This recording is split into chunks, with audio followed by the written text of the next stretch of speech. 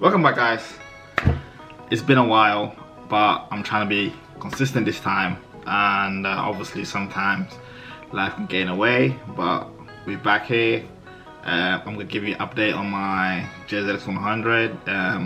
It's been a while that I haven't recorded anything within that car, but I'm gonna try basically update you guys what's going on. But so far it's getting there, but obviously sometimes you have to wait on people.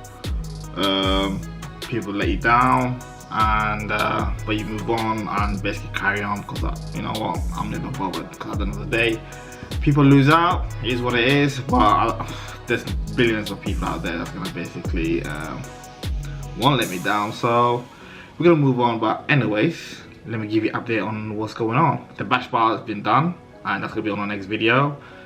By Unit 8, Grant basically fabricated the bash bar for front and rear.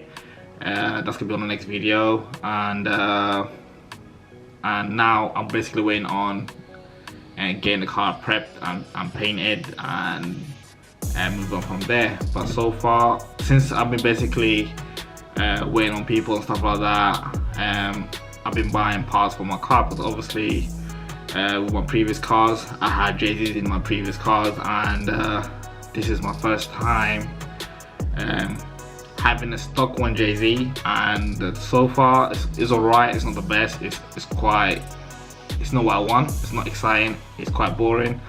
Yeah, it's around like 300 brake horsepower, but that's not me. That's just 300 horsepower. Nowadays you get out of a Ford Fiesta. Boom! Headshot! Boom! So 300 horsepower is not good for me. It's probably pushing that right now, because obviously intercooler, exhaust, air intake, you know, the list goes on, and then you get like what, 300 brake horsepower from factory. They're like 280. I was bored of it. I'm like literally bored of it. So you know, I was like, I need to basically. I need you to hook me up. 3 of everything. I made a list. I want to basically get 500 brake horsepower out of that engine. Get that, for me to get to that place, I would have to buy parts, and I'm not obviously gonna buy. I'm not obviously gonna buy cheap parts, which are not gonna last and probably gonna blow up. But I just want to have the best parts in my engine for it to perform the best. To start off with, I bought ECU management, and obviously most of the people in the UK, they go for Link. I didn't do that. I just find it like they haven't put so much effort into it, where you have to put the hardware into your stock casing of the, like for example, if you go stock Windows ECU, I'll take the motherboard out of that and then put the Link ECU in it, and it don't look cool. So I just basically went for ECU Master. I'm gonna show it to you guys. So I bought ECU Master here, ECU Master Black, brand new. I went for ECU Master just because it's basically cheap and cheerful, and look at the design, they put effort in, and I like it.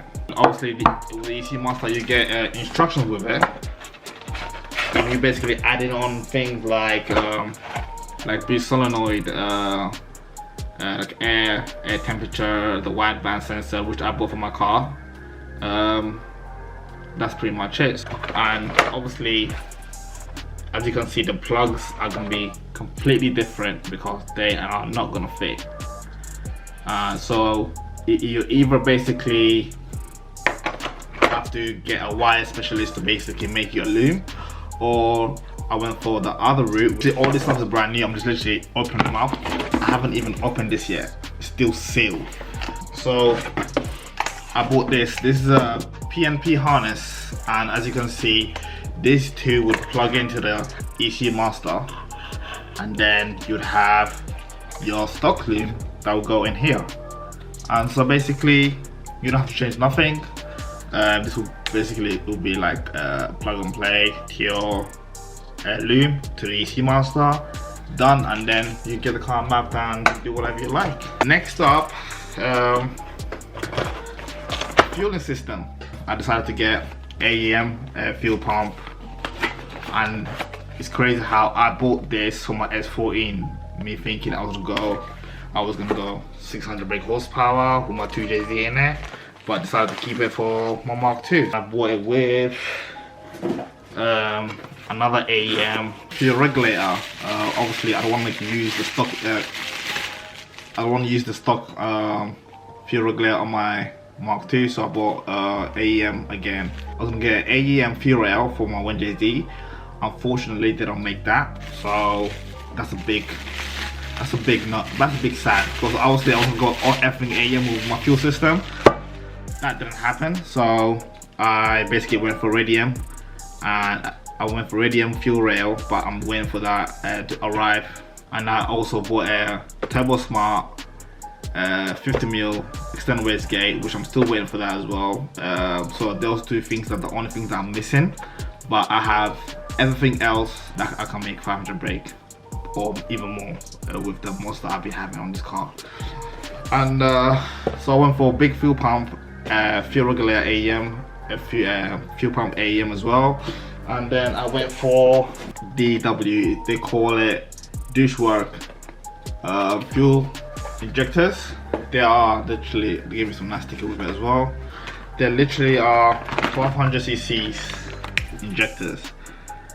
They look pretty cool, I like it. It came with a loop. And then I thought it was gonna be a plug and play, but obviously they give you the lube. I think it will go to your standard lube, and then this will go with the injectors.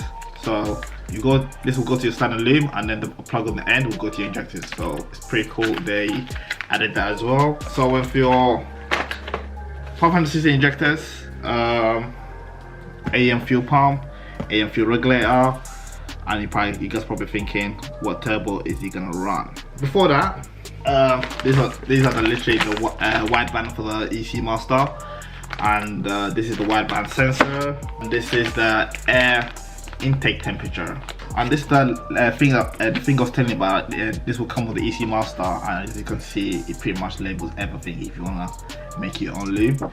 And even if you wanna add your own, like for example, what I'll be adding the wideband sensor and the air temperature, cold air temperature, and I'll be adding also the boost solenoid. So I can just look at the diagram on here and then basically go from there. You're probably thinking, what turbo is he going for?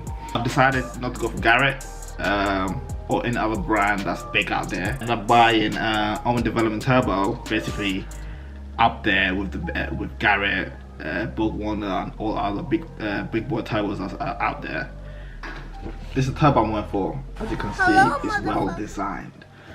It's literally, and also I basically powder coated my exhaust housing, because I've had an issue with my previous cars where you put a heat blanket on it, and then the heat blanket just decides to basically go on fire. And I was like, you know what, I don't want to do that, especially with the JZX. They got a brake reservoir on the same side as the turbo, so I was like, you know what, I'm going to get this powder coated. So I got powder coated, and this is the turbo I'll be running. It's GBT 6976. It's like the attention to details, like they use tile exhaust housing, and literally brand new, not been used. My hands is I wish I didn't go for white powder coating, because I just touched a few here and there, and now it's basically a little bit of dirty, but I can just wash it with shampoo. I mean, not shampoo, like I could just clean it off basically.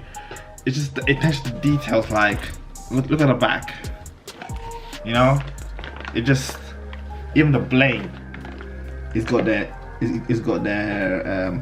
own development logo on it. But yeah, I went for own development turbo, and this should easily make my engine 500 plus easily. And also got this rude, this is manifold. Oh my goodness, you see this manifold? It's intense, like it's quite heavy as well. I'm looking by just looking at it, not by just holding it, I mean, but look at it. is amazing.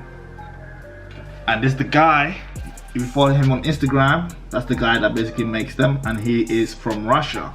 This manifold is made in Russia. It's Russia. I've waited 1.5 months, but guess what? It does not cost the Walton price, but I can tell you one thing, the quality of this is that level. And so the turbo, I've basically chosen V-band type. I'll be having my 50mm external wastegate on here, and yeah, so I'm getting there. It's getting there. So to be honest with you, even now I can put all of this onto my car and get it mapped 500 brake in like 2 weeks, but it depending who can map the car within the period that I wanted to.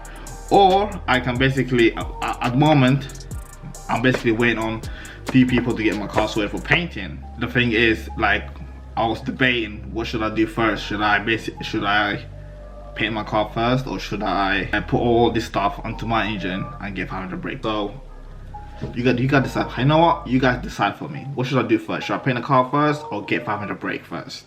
Because I have two options right now. Because I was thinking, personally I was thinking, get the car painted first, looking nice, and then put all of this stuff onto the car and get 500 brake.